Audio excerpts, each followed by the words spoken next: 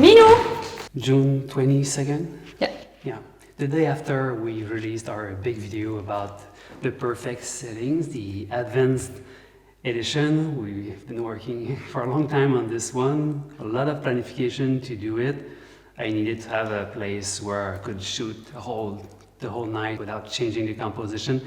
That was something that I wasn't happy with the first edition, where we had to change the composition because we started facing the sunset with the blue hour, but then the Milky Way was on the left side, so I changed everything.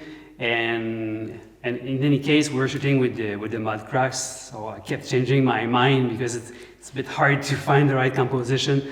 But by working at the beach, it was easier. Yeah, we were looking for a simpler composition per se, so the focus would be really on like the colors in the sky, the twilight, and the settings, more than like the subtleties of the composition, which would be really simple. Music.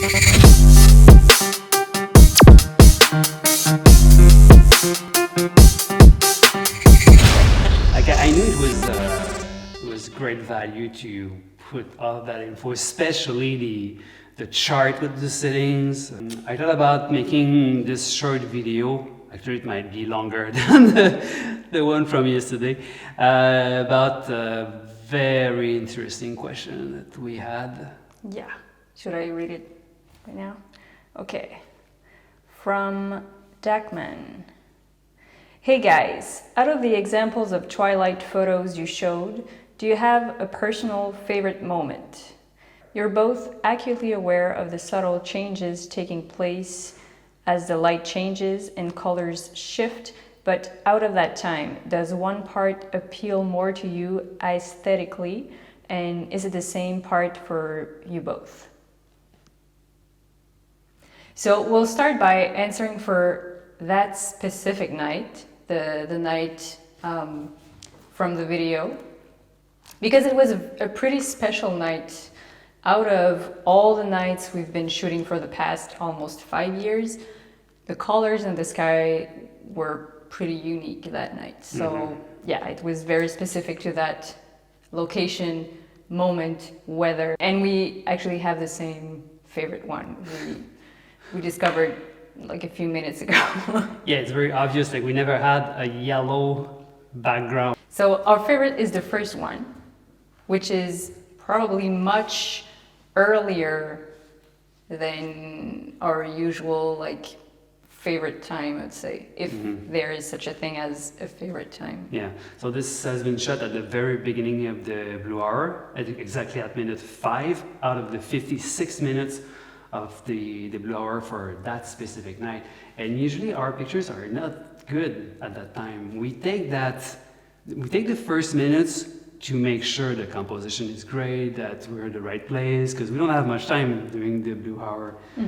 But somehow it works very well in that case. And I have a few reasons why. We never had such a powerful tube. Actually, I had 2 tubes with a total of about 3,000 lumens. So I was able to bring down the settings of the camera. But also, do you notice something between the first and the second? The size of the tube.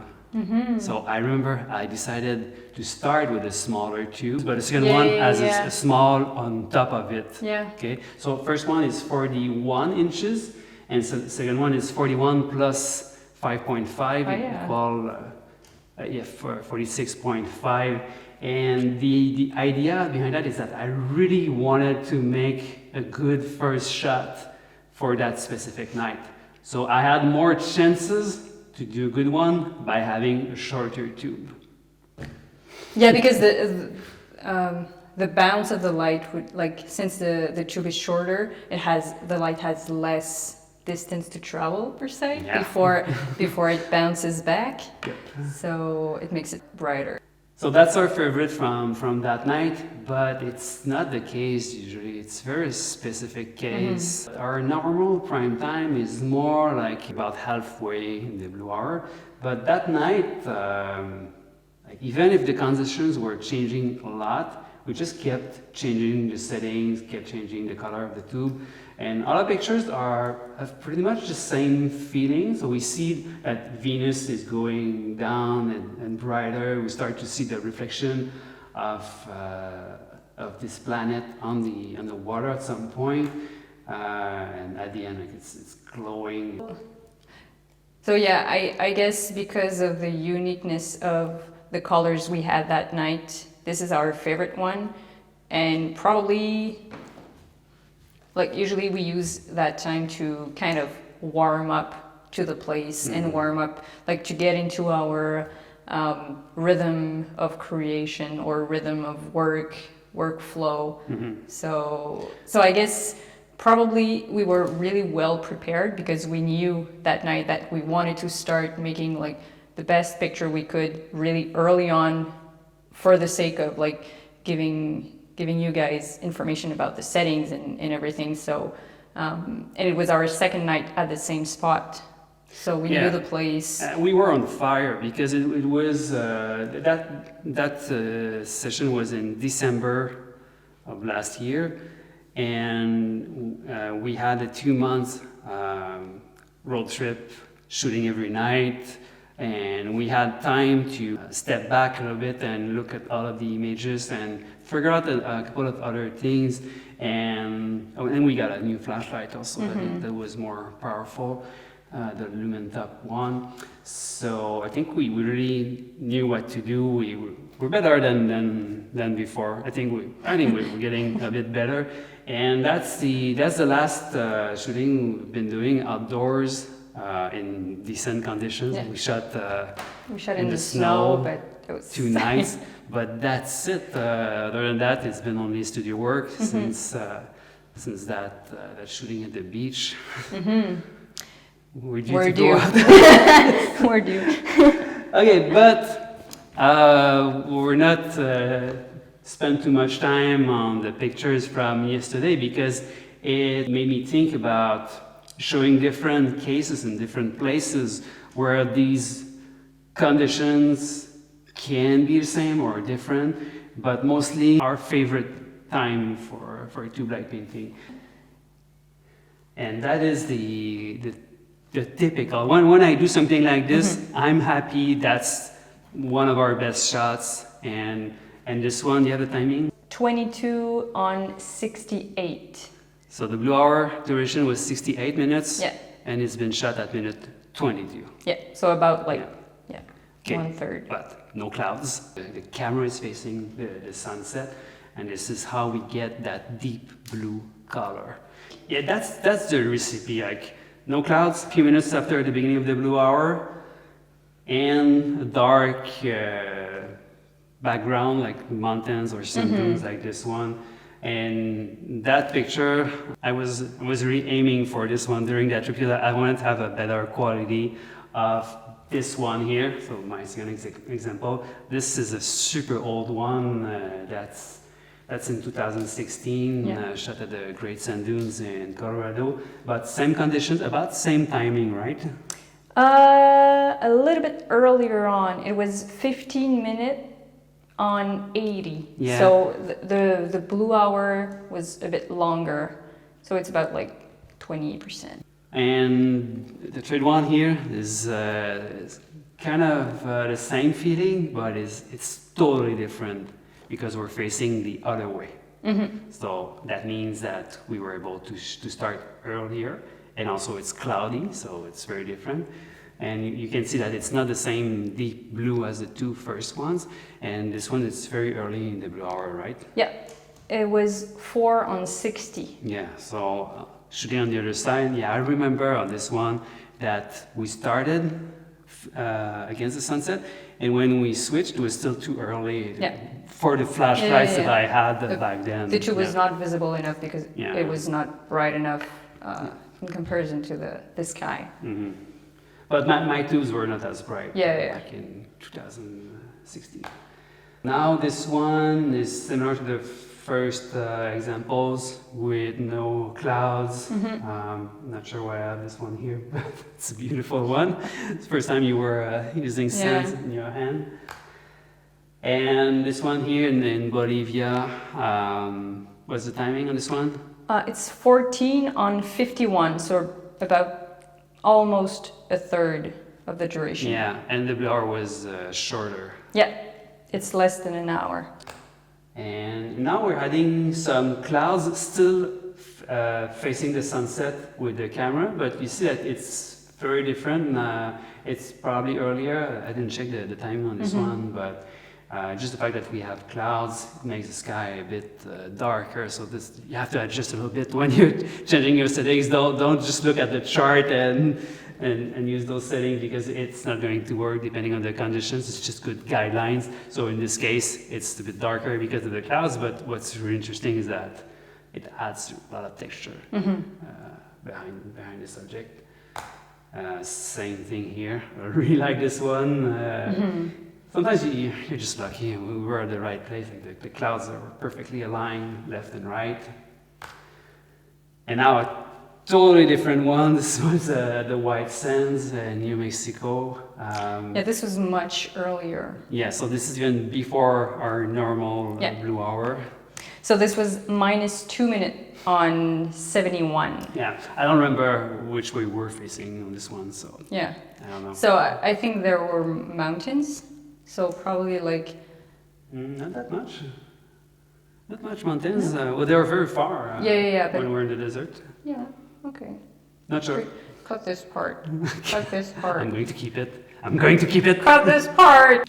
So just to be clear, like what we call the blue hour for the chart, if you are using photopills, it's actually we start counting per se at the beginning of the nautical twilight, and we end at the end of the astronomical twilight, just before like the nighttime. Before that, you have the civil twilight, but usually if you're facing the sunset, if the sunset is behind the subject, usually it's going to be just too bright, unless you are in conditions where it's very cloudy or you face the other way around. But generally speaking, that's why we decided to like count these as our blue hour, like prime time, just because usually this is our best moment. Yeah, and we never check for that time before. We just feel it more or less. We know that we're doing well about halfway in the blue hour, in the normal blue hour, but now with the timing, we know exactly, okay, 2 minutes left. It's just making things a bit easier to know at what time the nautical twilight starts. There was another part of that question? Yeah. Of that comment? And also like, there's some, it's subjective as well, like. Yeah, of course, yeah. You know. Okay, so second part of the question. Also, do you adjust your camera LCD screen brightness along with the shifting ambient light to judge your exposures by eye, or do you also rely on the histogram? No and no. I just keep it at max brightness the whole time. I don't look at the histogram. I know that underexpose very often, so I know that I can shoot brighter than what it looks like, but I know my equipment. I've been shooting with the same cameras. Even if I switch cameras over the years, it's still the same brand, and so it's always very similar. So no, I just know my equipment, and there are enough things to worry about, so I don't change the brightness of the monitor. I could just leave it on automatic, but I don't like when it's too dim. Not sure why, but I prefer to have it very bright. And what was the other thing? The histogram can be misleading. There's a video coming up about that. Yeah, it's going to be another topic. Yeah. Okay, so now I'm going to continue with other pictures that are not shot during the blue hour, but it might be similar. So during the last video, I said that when it's nighttime, no, you don't have to change the settings. It's not going to change for the whole night, except there's a moon that is rising behind the horizon. So this shot has been made very late at night, and of course the settings drastically changed when the moon popped out of the mountains behind.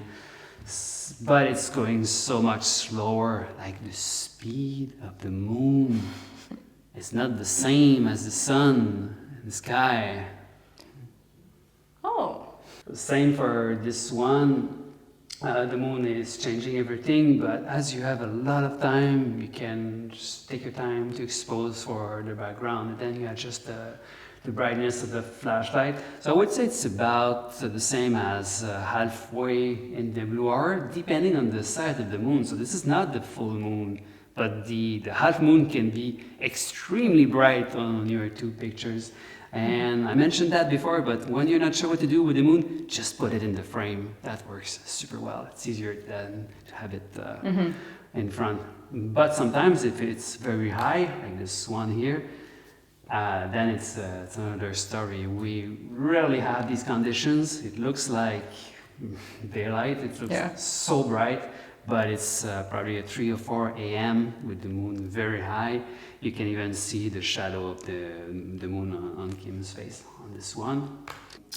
Going back to the night, way after the blue hour, when the settings are not changing, if you don't have the moon, if you're shooting just with the stars, settings are not going to change. So my usual settings for this is ISO 3200, f1.8, and 8-second exposure time. Oh, look at that cat.